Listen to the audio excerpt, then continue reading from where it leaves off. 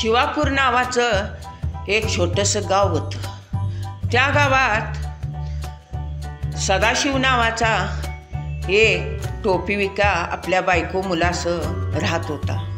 त्याचा टोपी विकायचा व्यवसाय होता। तो गावोगावी जाऊन टोपी विकायचा आणि आपल्या बायको मुलांचा पोट भरत होता। सकाळी लवकर उठून बायको त्याला शिदोरी बांधून द्यायची आणि नंतर तो टोप्या विकायला गावोगावी जायचा। असंच एकदा तो सकाळी लवकर उठून टोप्या विकण्यासाठी निघाला। जवळच बायकोने शिदोरी बांधून दिली होती। तो दुसऱ्या गावात निघाला।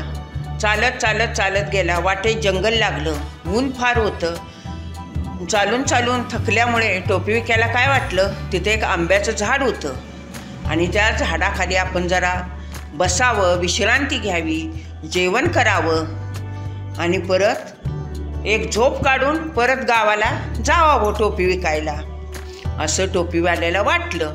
मग त्याने काय केलं, तो गेला आंब्याच्या झाडाखाली बसला जरा।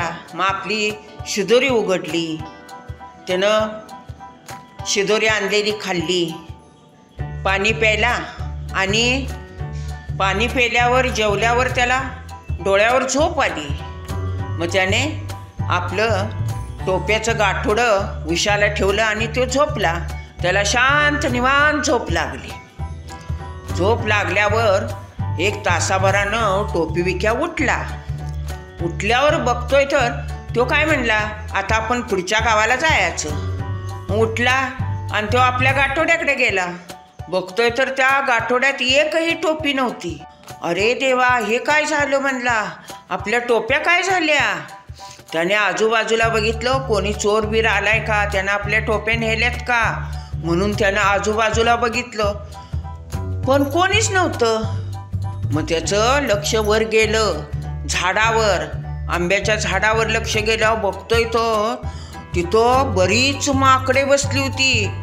भला मोठा घोळका होता माकडांचा आणि त्यांच्या डोक्यावर टोप्या होत्या। आता टोपीवाल्याला काय समजेना, ह्या माकडांनीच आपल्या टोप्या नेल्या त्या। प्रत्येक माकडानं टोपी डोक्याला घातली होती। आता काय करायचं, टोपीवाल्याला प्रश्न पडला। आता या माकडांच्याकडं टोप्या कशा घ्यायच्या, त्याला काही कळेना। मग त्यानं काय केलं, एक झाडाची फांदी घेतली आणि त्या माकडांच्याकडे वर झाडावर भिरकावली। मग त्या माकडाने पण काय केलं, आंब्याच्या झाडाच्या ढाप्या तोडल्या आणि त्यांनी पण खाली टाकल्या। मग टोपीवाल्याने झाडाखालची दगडं घेतली आणि ती झाडावर भिरकावली। माकडाने काय केलं, झाडावरचं आंब काढलं आणि खाली भिरकावलं। मग टोपीवाल्याच्या डोक्यात युक्ती आली। त्याने काय केलं, आपल्या डोक्यावरची टोपी घेतली, खाली टाकली। मग सगळ्या माकडांनी झाडावरच्या टोप्या आपल्या डोक्यावरच्या काढल्या आणि खाली फेकल्या। खाली फेकल्यावर सगळ्या टोप्या आंब्याच्या झाडाखाली पडल्या। मग टोपी विक्याने भरा भरा भरा भरा टोप्या गोळ्या केल्या, गाठोड्यात बांधल्या आणि पटकन तिथनं निघाला आणि चालत चालत दुसऱ्या गावात गेला। टोप्या विकल्या, परत आनंदाने आपल्या घरला गेला। मग कसं आहे, टोपी विक्यानं शक्तीपणाला लावली नाही, युक्तीने माकडांच्याकडे टोप्या घेतल्या।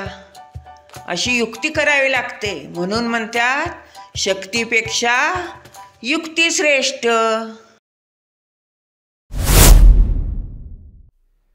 हा व्हिडिओ आवडला असेल तर आपल्या आजीच्या गोष्टी चॅनलला लाईक करा, शेअर करा आणि सबस्क्राईब करा।